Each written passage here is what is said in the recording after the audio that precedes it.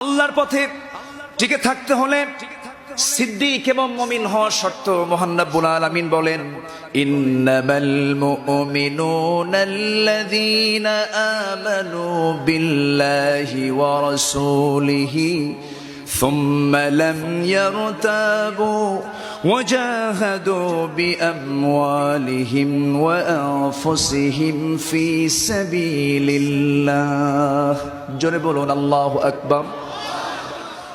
নিঃসন্দেহে যারা ঈমান আনবে আল্লাহর প্রতি, রাসূলের প্রতি, এখানে মুমিন শর্ত। সুম্মা লাম ইয়ারতাবু, যারা সন্দেহ পোষণ করবে না।